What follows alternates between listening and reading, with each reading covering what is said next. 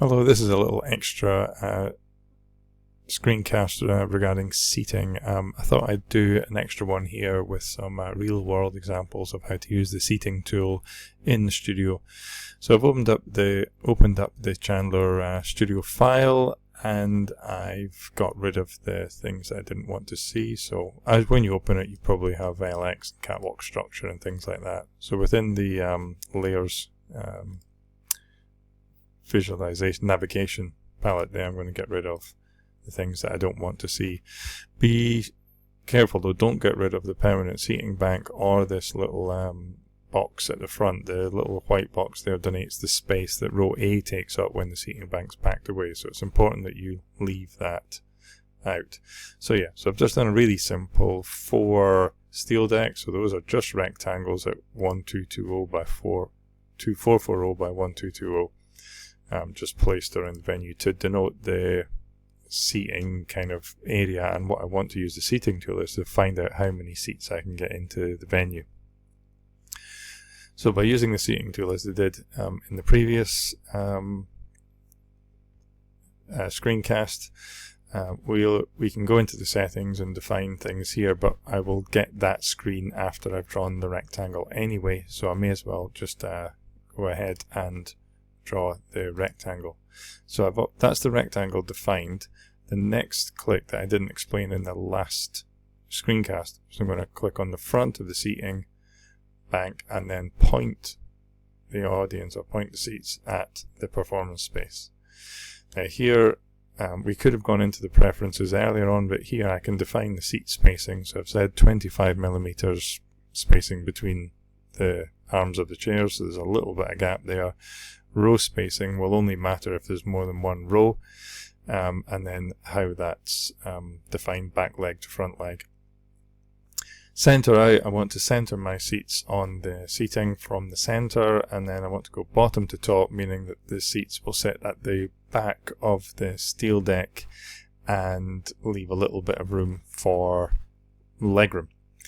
The symbol I'm using is a single armchair. You can click on this. If you go into the Chandler, you'll find that chair, but if you're using something else, then you can use the symbol, or even you can make a shape to define the size of the chairs you're using. So we've got all that fine, and then I'm just going to click OK, and that will put the seats into the venue. So, so I just need to move something. That's that. What it might be tempted to do now is to kind of select those seats, duplicate them, rotate them round, place them on top of these side steel decks, and then you'll have to trim off a couple of seats depending on, because that's 3 steel decks and they're sitting on 4 at the moment, and in which case you'll need to then grab them, realign them, center them. But you can just use the tool again, because if I'm going to define the whole area, I'm going to define the front of the seating, and I'm going to point the audience a little way out to kind of, it's annoying that this doesn't snap. I'm not sure why it doesn't snap to 90 degrees, but just trying to, there we go. There's the seats there. You can see they've rotated round because that little focus arrow that I was wrestling with defined where the seats were looking at. So there's another row in there.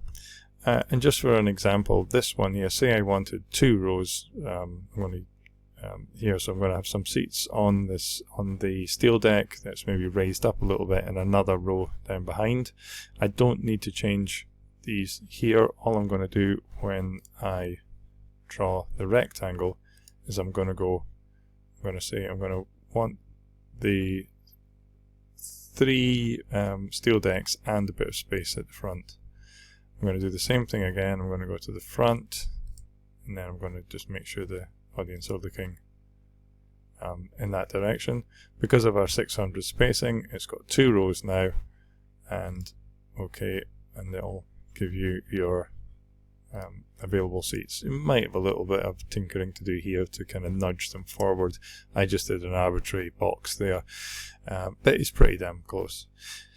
You can click on these boxes here, you can read the number of chairs. There's 22 chairs in that block, there are 11 chairs in that block, and there are 15 chairs in that block. So you can quickly do your seating calculation based on that. There are ways of pulling this information into an info box in the drawing, but for what we're doing, you can do the manual arithmetic there.